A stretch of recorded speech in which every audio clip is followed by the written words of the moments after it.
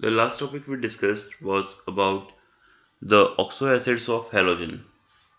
Today, the topic what we have to be discussed is about interhalogen compounds. We have to be discussed about interhalogen compound.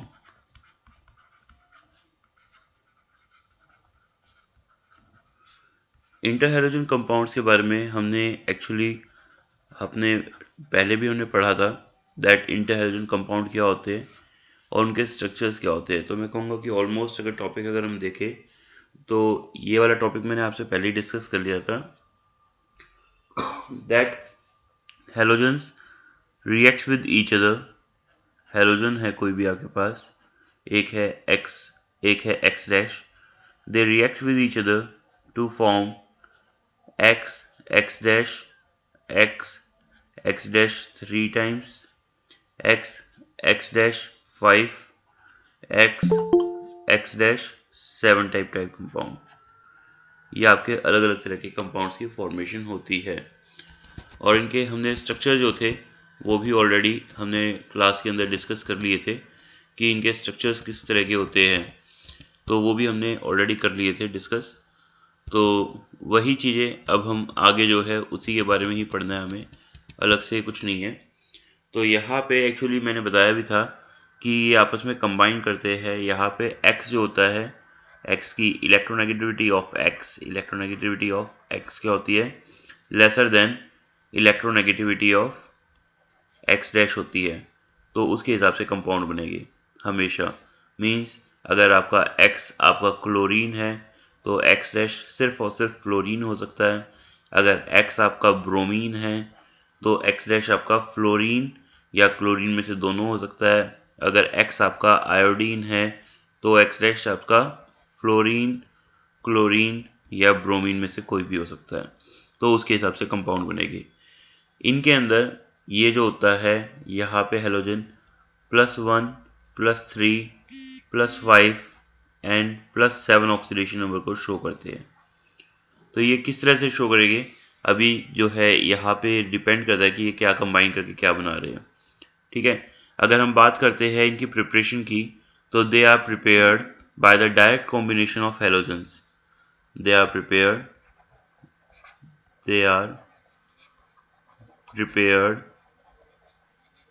by direct combination of halogen so in this case अगर like हमने क्या लिया है Cl2 plus F2 को treat करवा रहे हो eight 437 kelvin. अब यहाँ पे याद हो मैंने आपको बताया भी था कि रेशोज डिपेंड करेगा कि आपने किस किस रेशो में इनको लिया है। If you have taken in the equal ratio, ठीक है, 1:1 में लिया है तो उस केस में ये क्या बनाएगा, इट विल फॉर्म ClF।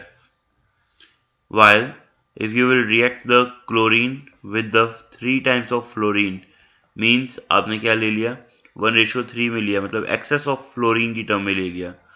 तो अगर excess of fluorine लोगे तो उस केस में ये क्या बनाएगा ClF3 बनाएगा एट 573 केल्विन। मैं आपको ये कहूँगा कि टेम्परेचर याद करने की रिक्वायरमेंट नहीं है, जस्ट आपको ये ध्यान रखना है कि इक्वल रेशो है तो ClF बनेगा, अगर एक्सेस में तो ClF3 बनेगा।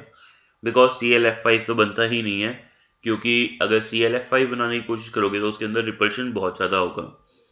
क्यों, हिंड्रेंस का फैक्टर आपका आ जाएगा। while similarly I2 when react with the Cl2 if the ratio is 1:1 equimolar, equal ratio बोल सकते हैं, इक्वल रेशो, तो उस केस के अंदर it will again be form ICl, it will form ICl,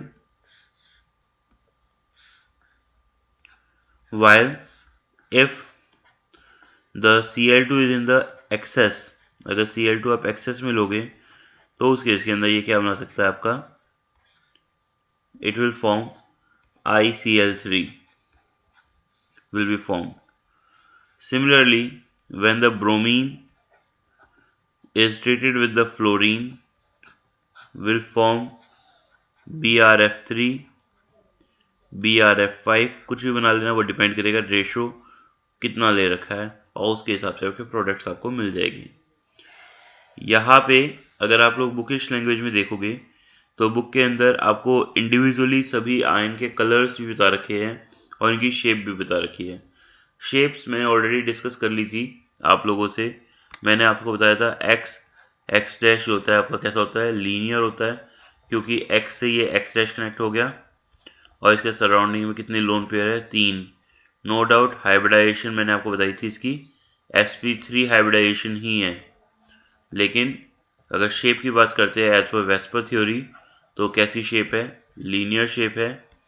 x dash 3 times है तो उसमें स्ट्रक्चर बताया था एक्स एक थोड़ा सा टेढ़ा हो जाता है स्ट्रक्चर, एक्स डैश यहाँ पे अटैच हो जाएगा, एक्सियल बॉन्ड थोड़े से बेंट हो गए, एक्स डैश एक ये है आपका एक्स डैश और यहाँ पे आपके पास 2 लोन पेयर्स प्रेजेंट है और ये जो होता है शेप क्या कहलाती है, बेंट टी शेप कहलाती है। क्या कहलाती है, बेंट टी शेप, क्योंकि टी शेप में डिस्टॉर्टेशन आया है due to the presence of these 2 lone pairs. Done. तो ये जो है 2 लोन पेयर है उसकी वजह से डिस्टॉर्टेशन रहेगा आपका दिस वन, और यहाँ पे क्या कहलाएगा, बेंट टी शेप। हाइब्रिडाइजेशन होती है sp3d। ठीक है, हाइब्रिडाइजेशन निकालने का तरीका आपको पता है, नंबर ऑफ हाइब्रिड ऑर्बिटल निकालने हैं और वो कैसे निकालोगे, नंबर ऑफ हाइब्रिड ऑर्बिटल्स जो होते हैं, हाइब्रिड ऑर्बिटल्स वो इक्वल होते हैं number of sigma bond plus में लोन पेयर्स, उनको काउंट करके। तो ये चीज़ें आपको पता है। चलिए coming to the next one, x-5। तो x-5 की बात करोगे तो इसका स्ट्रक्चर रहेगा x यहाँ पे अटैचमेंट है, यहाँ पे इसके पास 5 अटैचमेंट है, तो एक x डैश, दूसरा x डैश, 3 4 5, तो ये अटैचमेंट होती है और एक लोन पेयर प्रेजेंट होता है। ऐसे स्ट्रक्चर जो होता है, हाइब्रिडाइजेशन होती है इसके अंदर sp3d2 हाइब्रिडाइजेशन है और नाम रहेगा इसका square pyramidal, square pyramidal. Done. अगर हम बात करेंगे x डैश 7 की, लाइक IF7, तो उस केस में आपका क्या बन जाएगा, x डैश 7 का स्ट्रक्चर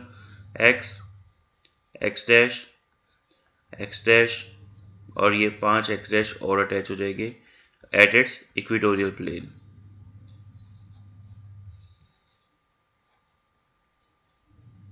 डन। तो ये अटैचमेंट होगी और नाम क्या आनेगा इसका, pentagonal bipyramidal, pentagonal bipyramidal.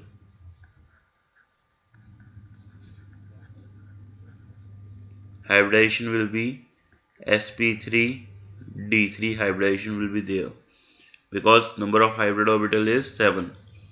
Done. Now coming to the next one point, अब इनकी कुछ एक फिजिकल प्रॉपर्टीज की बात करते हैं। तो बेटा अगर हम बात करते हैं इनके फ्लोरीन्स की, तो ज़्यादातर देखो, ये देखो वैसे तो कहना गलत होगा कि ये कौन सी फॉर्म में, because they are found in all forms, सभी फॉर्म्स में मिलते हैं, सॉलिड में, लिक्विड में, गैस में। डिपेंडिंग है कि कोई हैलाइड जो होता है inter halogen compound gaseous phase में, कोई इंटर हैलोजन कंपाउंड, तो वो याद नहीं किया जा सकता, लेकिन जस्ट अलग अलग आपके कोई भी फॉर्म में हो सकता है, ये तीनों फॉर्म में मिलते हैं। These are covalent molecules. These are covalent molecules. ये covalent molecules होते हैं आपके, clear? And all are diamagnetic in nature. Diamagnetic in nature. Diamagnetic nature के होते हैं बिकॉज इनके पास कोई भी अनपेयर्ड इलेक्ट्रॉन नहीं होता, दैट्स वाई। CLF है, ठीक है, अगर हम बात करते हैं तो गैसियस फॉर्म में मिलता है, बाकी अदर जनरली जो होते हैं ये आपके वोलाटाइल, सॉलिड और लिक्विड फेज में मिलते हैं। डन। इंटर हैलोजन कंपाउंड जो होते हैं इनका मेल्टिंग बॉइलिंग पॉइंट की बात करते हैं तो इनके मेल्टिंग बॉइलिंग पॉइंट जो होते हैं इन बिटवीन ऑफ हैलोजन ही होते हैं। Inter halogen compounds, inter halogens compounds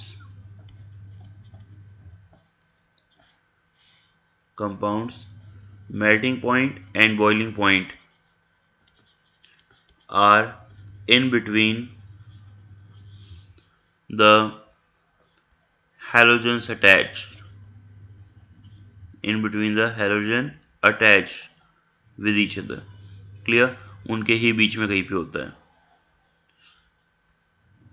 अब इनके बॉन्ड्स की बात करते हैं तो अगर आपके पास है बेटा X बॉन्ड X डैश है, ठीक है, तो इंटर हैलोजन कंपाउंड में नो डाउट आपको पता है X डैश पे तो -1 ऑक्सीडेशन नंबर आ गया और X पे कौन सा आ गया, प्लस आया ऑक्सीडेशन नंबर, हो सकता है +1 हो, +3 हो, +5 हो, +7 हो, पॉजिटिव ऑक्सीडेशन स्टेट आ गई। आपको पता है कि हैलोजेंस जो होते हैं, halogens are generally shows negative oxidation number. तो जब जनरली अगर नेगेटिव ऑक्सीडेशन नंबर को शो करते हैं तो बेटा यहाँ पे इनके जो बॉन्ड होते हैं ना, ये वाला बॉन्ड ये अनस्टेबल होता है, मींस ये रेडी टू ब्रेक रहता है। तो एज सुन एज अगर आप थोड़ी सी भी एनर्जी दे दोगे इनको तो उस केस के अंदर ये क्या होगे, तुरंत ब्रेक डाउन हो जाएगी और तुरंत ब्रेक डाउन हो जाएगी बिकॉज एक्स जो होता है वन पॉजिटिव फॉर्म में, या हम कहेंगे तो ये अनस्टेबल होता है। तो ये एक्स पॉजिटिव, एक्स नेगेटिव तो स्टेबल है लेकिन एक्स पॉजिटिव की स्टेबिलिटी कम होने की वजह से ये बॉन्ड जो होते हैं वो वीकर होते हैं। लिख लीजिएगा दी यहाँ पे here X X dash bonds are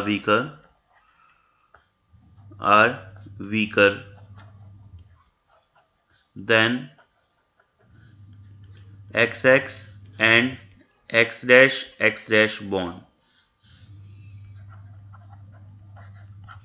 because X do not shows X generally shows negative oxidation number, so becomes less stable at positive oxidation number. So it is, become नहीं कहूँगा, so it is less stable at positive oxidation number. लिख लीजिएगा। Done. यहाँ पे ध्यान रखिएगा कि inter halogen compounds जो होते हैं आर मोर रिएक्टिव। अब अगर इनके बॉन्ड वीक है तो आप बोल सकते हो मीन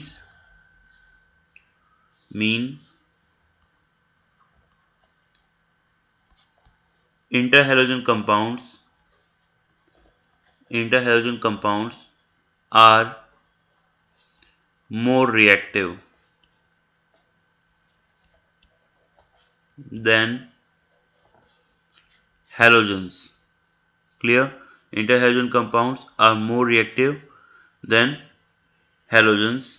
X2, ठीक है, ये भी बोल सकते हैं आप लोग, लेकिन ये चीज एक चीज रहेगी यहाँ पे एक्सेप्ट रहेगा in case of fluorine. Done. क्योंकि फ्लोरीन में F बॉन्ड F जो होता है वो ज्यादा अनस्टेबल होता है। तो अगर मैं कहूँगा कि अगर मेरे पास है ICl तो ICl are more reactive than iodine, ठीक है। लेकिन अगर यहीं पे मैं ClF की बात करूंगा तो ClF are more reactive than Cl2 but less reactive than F2, ये एक एक्सेप्शन रहेगा। अदरवाइज आपका जैसे ICl है, it is more reactive than I2 as well as Cl2, तो वो चीज रहेगी। डन। तो इस चीज का ध्यान रखेंगे कि ये किस तरह से आपको यूज करना है। आई होप सो आपने नोट कर लिया होगा। Coming to the next one, यहाँ पे इन कंपाउंड्स को कैसे क्या नाम दिया जाता है।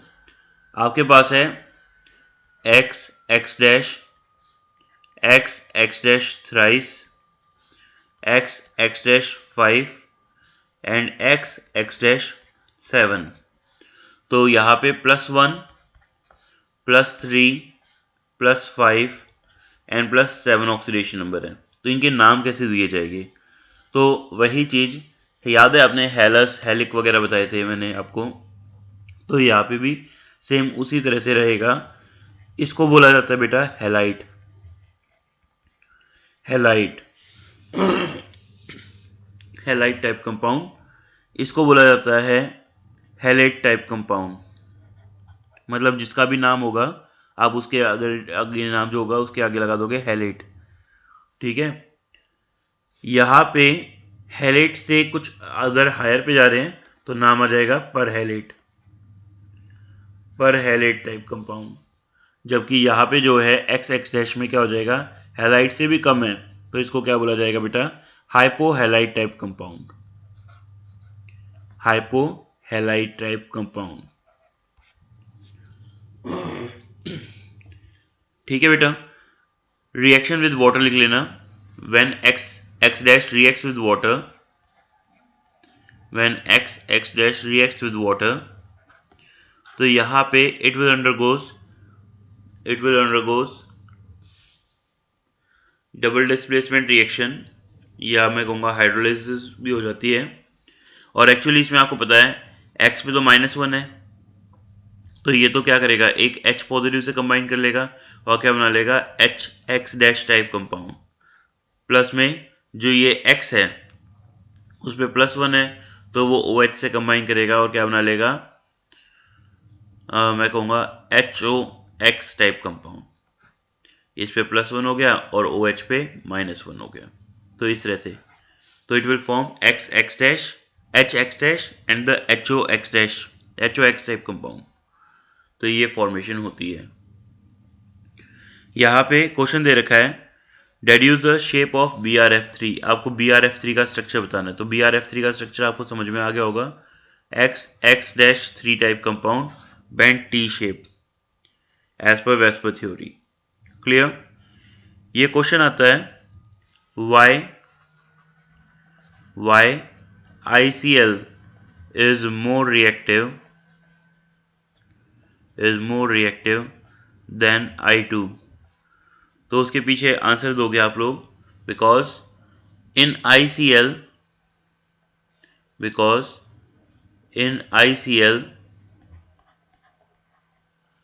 I पे क्या हो रहा है, I consists +1 oxidation state, I consists +1 oxidation state which is less stable,